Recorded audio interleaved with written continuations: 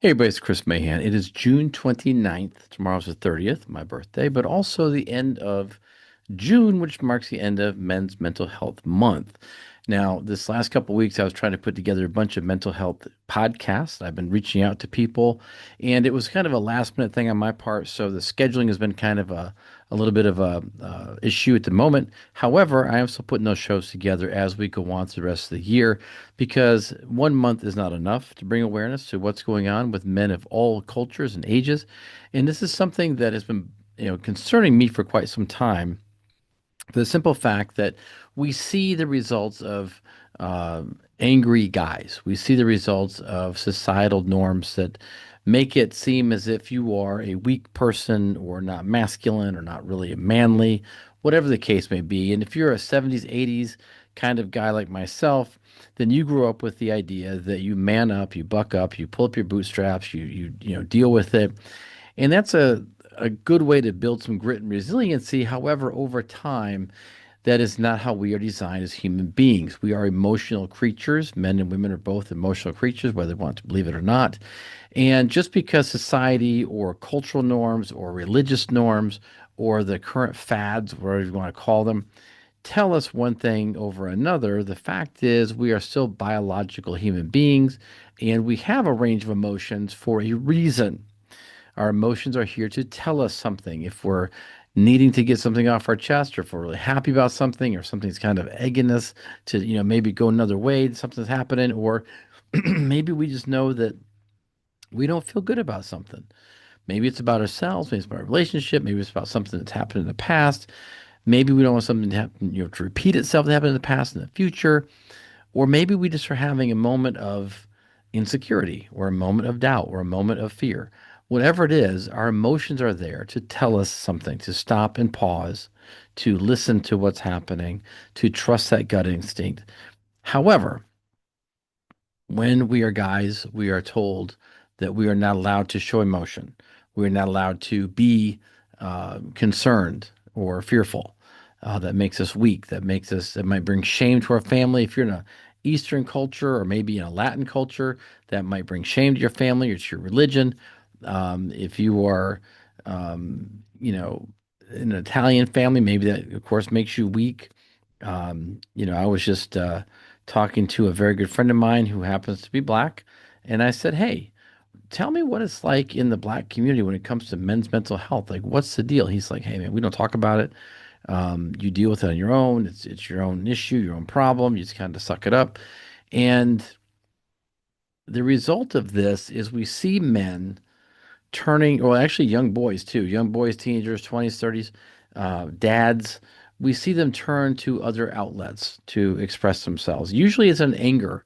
They show violence, and the only range of emotion that they can show that's acceptable is anger or avoidance. A lot of times they'll just avoid stuff, but then they hit the bottle, they become drinkers, they become drug addicts, or maybe they go mess around outside the family because they want to have some sense of control, maybe some power in their life because they feel powerless in many ways. And I do talk about this in my book behind me, Parental Leadership. The new version's coming out very soon on Audible, and the new version of that book behind me, the white one, will be out very soon in paperback and hardcover again on Amazon. But in there, I talk about the weak father. Now, if you've been listening to this podcast at all, you know that I've been talking about the weak father for a long time.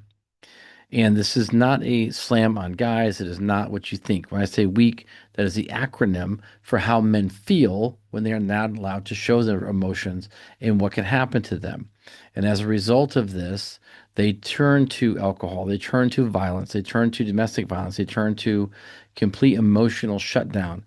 They don't know how to express themselves without the fear of ridicule, judgment. And this is something that, again, leads to a lot of other issues for men. When you are stressed out all the time, then you can maybe have a heart attack or you get an ulcer or other things can happen. Um, Suicide rate in men over 50 is very, very high. And we need to talk about that. We talk about the 22 in the military, and I'm all for that. I support the military. You can see behind me, my boys are both Marines, and I support the military 1000%. And I also want to tell people that just being a guy in general, we have a lot of issues going on. We have a lot of things happening in our lives that we don't want to, share with our families, share with our spouses, share with our coworkers. And as a result of that, sometimes we feel very alone, isolated. Now, again, when I've said this before, everybody's giving me a hard time, like, oh, you just gotta suck it up and do what you gotta do, and this whole suck it up buttercup thing and all that kind of crap. And yeah, I get you have to have grit and you have to have perseverance and fortitude. I'm all for that. I teach that and talk about that.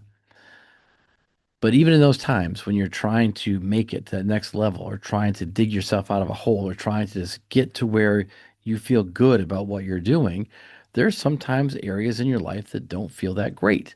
And you can be full of doubt. And if you don't have the support system that is so incredibly needed at home, especially from your spouse, your friends, your family, that creates a big problem for men. And unfortunately, it's usually those closest to us that can sometimes be the biggest doubters. Maybe it's their fear that they're projecting onto us, whatever it may be. Everybody's different, but I just know that sometimes that does happen. So, as we wrap up June, we wrap up Men's Mental Health Month, I just want you to understand that this doesn't end tomorrow. Okay, just because June is over doesn't mean that you cannot go into therapy, you cannot go into counseling. If counseling and therapy isn't your thing, maybe you're just too embarrassed, you're still not there yet, find someone close to you. Find a good friend that isn't in the same boat.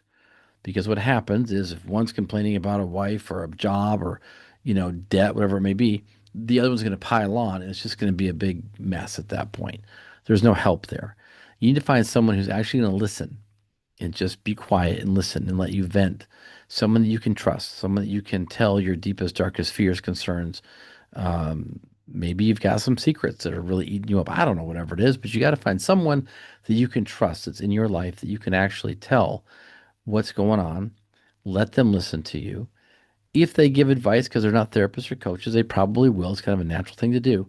But the best thing you can do for someone is literally just listen to them.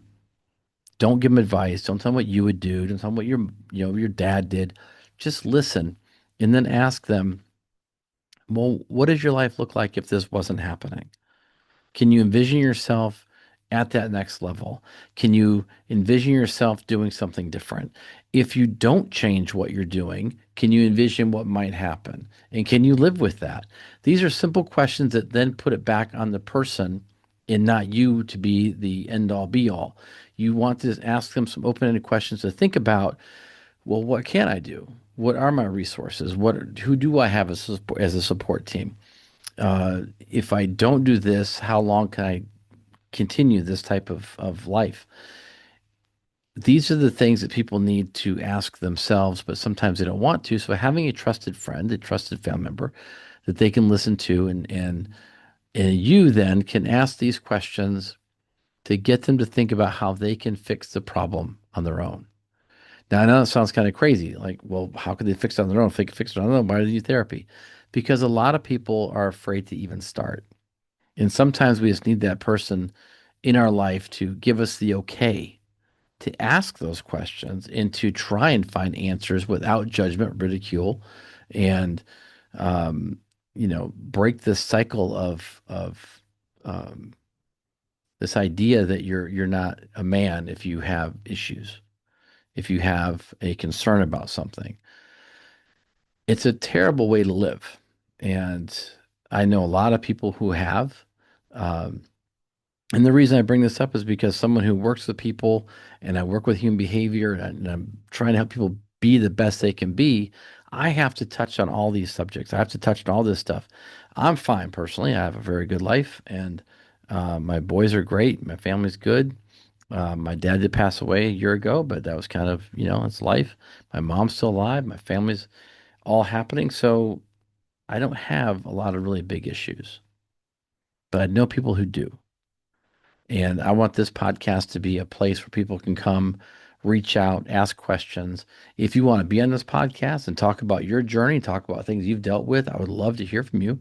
You can reach out to me at leadyourteen@gmail.com and we'll talk about your situation, see if it's, something we can put on the podcast. And if not, we'll just talk about it privately and not worry about it. I don't have to put you on there on the whole World Wide Web if you don't want it. We can just talk privately. But I want this to be a place of community where guys can talk and dads can come together. That's another issue. Dads are going through a lot right now, and dads are going through so much in the court systems and divorces and different things, and the economy's been up and down. I tell young people that in your lifetime, you're going to change your career path about 5 or 6 times. And that was unheard of 25, 30, 40 years ago. Now it's very standard. And people need to be aware of that and be ready for it. So when it does happen, they're not so freaked out that they can, okay, I can find other skills. I can find out what I can do. Make a plan for that. And today, a lot of dads are realizing that this career they thought they'd have forever isn't there for whatever reason, or the relationship that they thought they'd have forever isn't there, or the relationship with their kids that they so valued when they were younger, and then something happened, whether it was a divorce or whatever the case was, where now there's a separation of like a break in that trust with their kids, and dads are trying to figure out, well, how do I get this back, or how do I deal with the courts, or how do I deal with, an ex-spouse that just will not help me be with my kids or allow me to be with my kids. There's so much going on that I want to make this podcast something for everybody. And ladies, if you got some input, I'd love to hear from you too. This is not a bash women podcast. I'm just trying to get everything out there so everybody can be healthy, live up to your full potential, be happy, have a great family relationship, and live to your fullest because life is short and we can't wait for that next day because it may not come. And I don't want people to wake up one day and go, wow, why didn't I do this? Or how come this happened? Or why was I so afraid? There's no reason to be. There's a huge support system in this country. There's a huge support system on the internet. There's a huge support system right around the corner from you. You don't even realize it. And you got to believe. You got to truly, truly believe that there are people out there that want to help you and see you succeed. Because God knows there's so many people out there that want to see us all fail. And it's nice to know that there are people that want to see us rise above. And that's going to happen right here in this podcast. I've been doing this for a long time now, and I want this to be a awesome community podcast where we can all talk, share ideas, and sometimes just be there for one another. It's very, very important for that. So I'm going to wrap this one up. You guys have an amazing week and happy 4th of July. I'll do definitely a 4th of July podcast because this country is amazing. It's given everyone so much and it deserves that thank you.